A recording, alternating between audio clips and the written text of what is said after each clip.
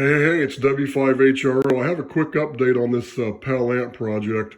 I realized that what's going on with this meter is the batteries is too low. The battery's down to 8 volts. It requires a 9-volt battery, and it's been in here. This is the original battery that came with the meter, and it's down too low.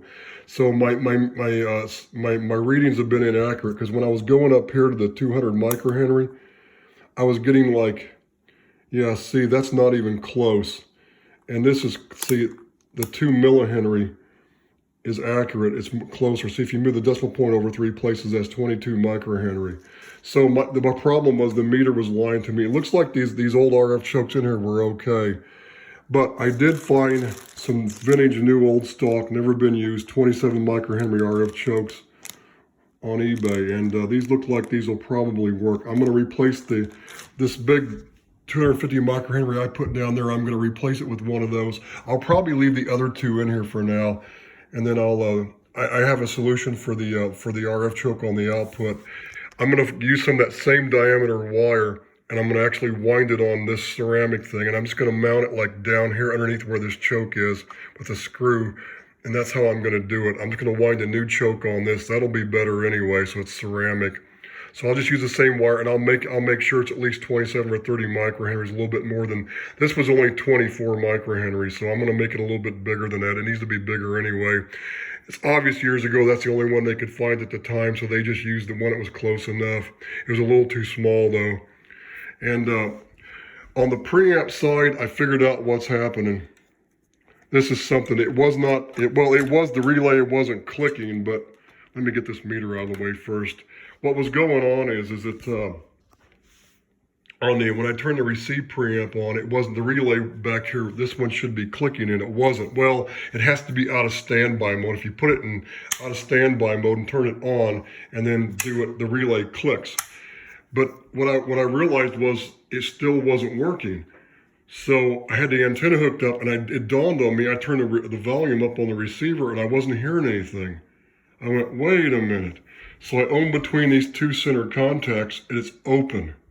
I mean, with everything turned off, you know, not even just everything off the power, you should have continuity between here and here. It just should be going right to the antenna. It's open. And I figured out what it is. It's the relay contact right here is not making contact with this terminal. See where the coax is? When it's going back to receive mode, this should go back to here. Well, it's open, and I pushed on that contact, and I got it to make contact. It's actually this terminal here. It's this one here in the middle. It's not making good contact. So that's why the receive preamp wasn't working. And it was sort of intermittent on transmit. I know sometimes I'd key up and I wouldn't get any power out at all. So that's my problem. What I did was I took these relays out of here, and I could not, you can no longer get the replacement relays. Potter and Brumfield made an equivalent, and one of the surplus stores had a few of them in a few years ago, but looks like they're out of stock. They're sold out of them. They're gone. You can't get them anymore. I did find some relays online that I could sort of retrofit in here, but I don't want to spend the money because they're like 30 bucks a piece. It's not worth it.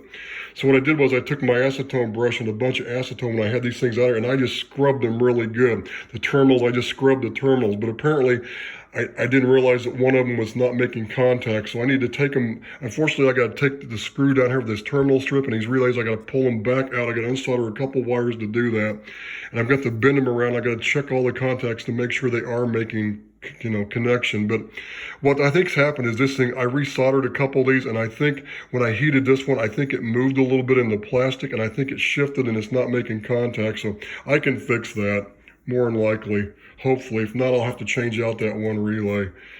And if worst comes to worst, I can just pull both these relays out, remove the preamp, and I can just put one big relay for transmit, and that's all, you know, double pull, double throw, and that's all I need. So I was hoping I could make this thing work like it was originally, and that's what I'm still going to do. I hate to leave these little relays in here, but I cleaned them up pretty good, so I just need to go through and pull it back out again and double check it.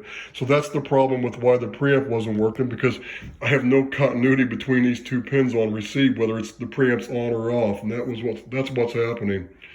But on the output side of this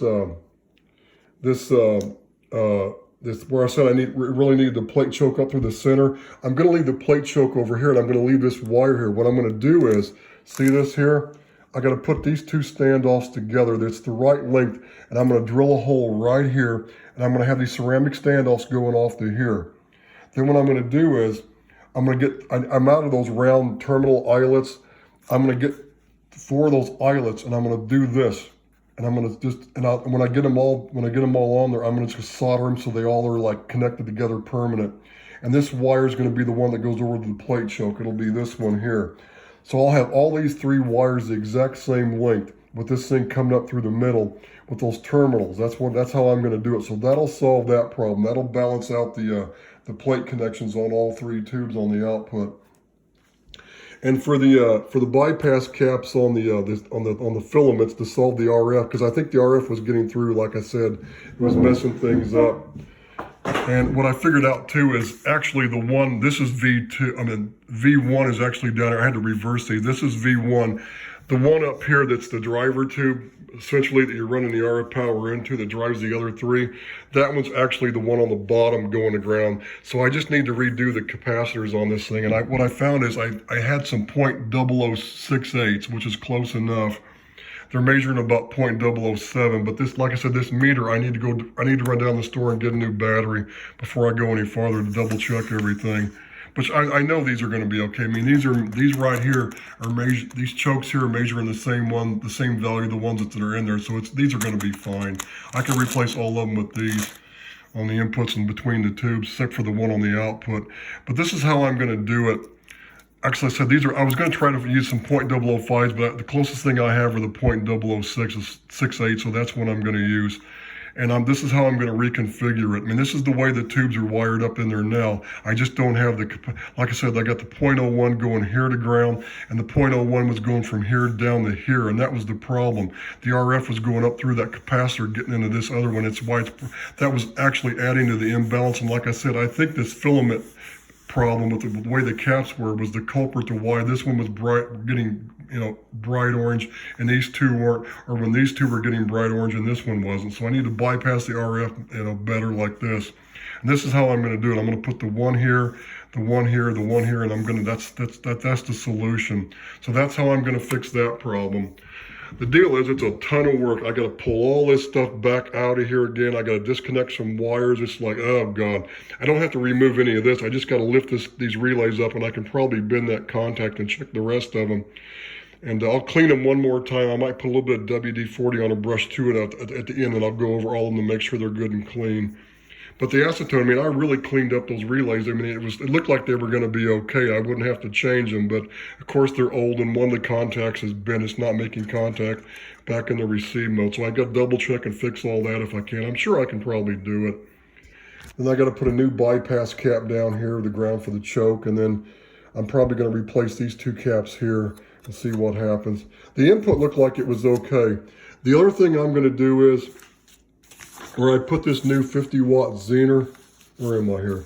Where I put this new 50-watt Zener on this line here. This is a 50 watt, and I've just shorted this line over. I'm going to redo that on the input. I'm going to actually just put the 139 ohm resistor back in here to ground and just have a high power mode only. Like I said, because I've made the other switch the AM and sideband switch for now. So if I ever want to use a transceiver into this thing that doesn't have a key line output, it'll just turn it on and off like normal.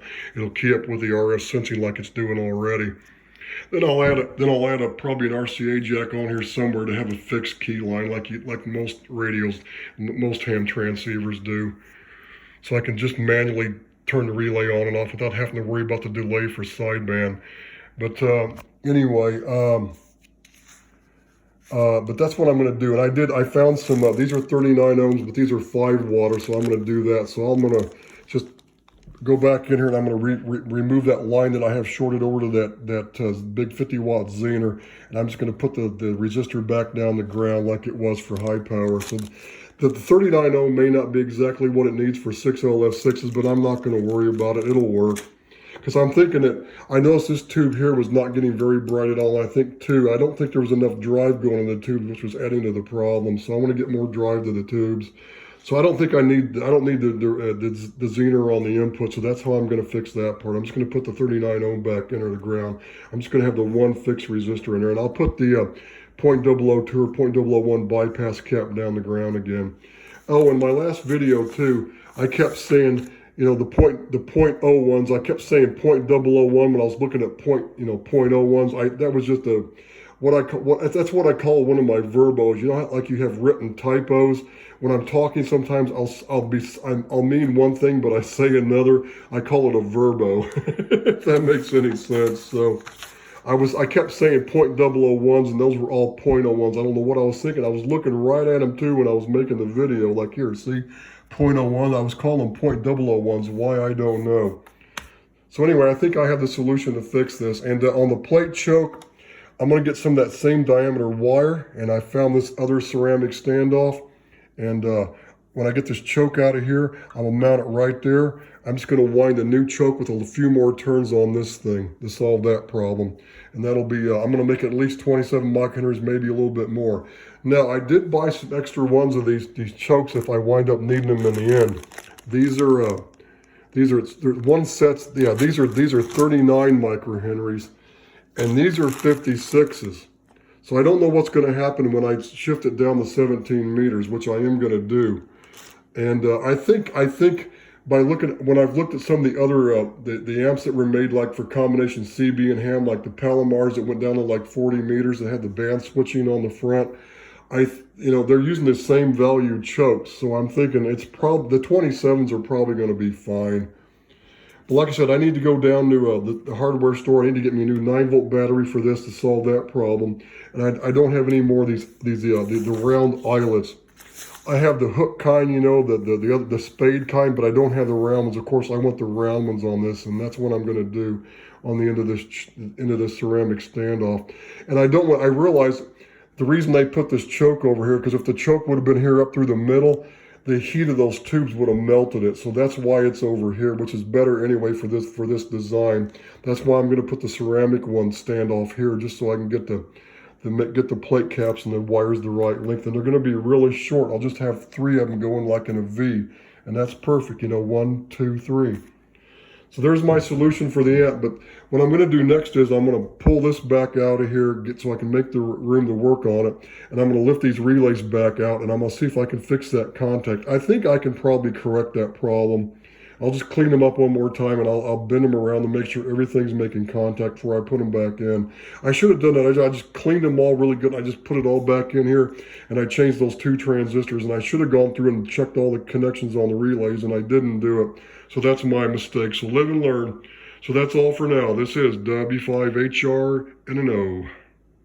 Hey, I wanted to give a quick update on the end of this video real fast. I did take these relays out, and it turned out it was like 2 or 3 of the contacts, and they weren't bent. They just were not. The contacts had like this gooey stuff on them. It's just years of buildup of corrosion, so I had to take a file to get them cleaned up. But look now, see, if I do this, it's ringing out, and see, you hear the beep. I got continuity between the terminals. That's what it was. It was the relays were just. The contacts, see if I push them like when they engage, see, there's when they're open. If I do the other side here, see, it's the same. So I fixed that. I would have loved to put new relays in this thing, because usually something this old you want to do that, but you can't get them anymore, so I had to clean them. But I got them working. Hopefully they'll last a while. So this is W5HRO.